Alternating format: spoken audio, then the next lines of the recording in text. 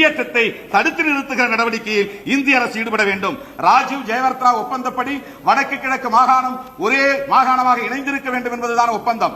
இந்திய அரசை சிங்கள அரசு மதிப்பது உண்மையாக இருந்தால் அந்த வடக்கு கிழக்கு மாகாணத்தை ஒரே மாகாணமாக அறிவிக்க வேண்டும். அதற்குரிய நடவடிக்கைகளை இந்திய அரசு மேற்கொள்ள வேண்டும். கட்டாயப்படுத்தி அகதிகளை இலங்கைக்கு அனுப்பக்கூடாது. அப்படிப்பட்ட அச்சத்தில் இன்றைக்கு தமிழ்நாட்டில் வாழ்கிற மக்கள் வாழ்ந்து கொண்டிருக்கிறார்கள். எனவே இந்திய அரசு எங்கள் மீது உண்மையிலேயே அக்கறை கொண்டிருக்குமேயானால் தமிழ்நாட்டு மீனவர்கள் இந்த 20-25 ஆண்டுகளில் 300க்கும் மேற்பட்டவர்கள் சிங்கள இனவெறியர்களால் சுட்டுக் கொல்லப்பட்டிருக்கிறார்கள். ஆனால் இந்திய அரசு இதுவரையில் ஒரே ஒரு வார்த்தை கூட கண்டிக்கவில்லை, எச்சரிக்கவில்லை. தமிழர்களை இந்திய குடிமக்களாக இந்திய அரசு ஏற்றுக்கொள்கிறதா இல்லையா? ஏன் இந்த ஓரவஞ்சனை? இந்திய அரசின் நடவடிக்கை ஒட்டுமொத்த தமிழர்களையும் காயப்படுத்துகிறது. மக்களின் எண்ணத்தை உள்ளபடியே மதிக்கக்கூடிய, உணர்வை மதிக்கக்கூடிய ஒரு அரசாக இருக்குமேயானால் தமிழ்நாட்டு மக்கள் இந்தியர்கள் தான் என்பதை ஒத்துக்கொள்வது உண்மையாக இருக்குமேயானால் தமிழ்நாட்டு மக்களின் உணர்வுகளை மதிக்க வேண்டும். தமிழ்நாட்டு மக்களின் கோரிக்கைகளை ஏற்றுக்கொள்ள வேண்டும்.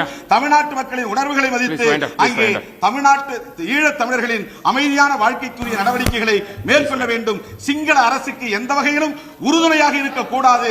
சிங்கள அரசுக்கு உறுதுணையாக இருந்தால் இந்திய அரசு தமிழர்களின் உணர்வுகளை காயப்படுத்துகிறது என்பதை இந்த நேரத்தில் நான் சுட்டிக்காட்ட கடமைப்பட்டிருக்கிறேன்.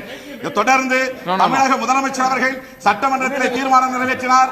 தமிழக முதலமைச்சர் அவர்கள் வந்து பிரதமரை சந்தித்து முறையிட்டார். அனைத்து கட்சி தீர்மானம் நிறைவேற்றப்பட்டது. இப்படி அந்த போர் நிறுத்தத்திற்கு இந்திய அரசு ஒத்துழைக்கவில்லை. எனவே இந்திய அரசின் நடவடிக்கைகள் தமிழ்நாட்டு இந்தியர்களாக ஏற்றுக்கொள்கிறதா இல்லையா என்கிற கேள்வியை எழுப்புகிறது, சந்தேகத்தை எழுப்புகிறது. எனவே இந்திய எல்லைக்குள் வாழ்கிறது என்கிற உரிமையோடு கேட்கிறேன். இந்திய அரசின் மீது உள்ள நலனின் அடிப்படையில் கேட்கிறேன்.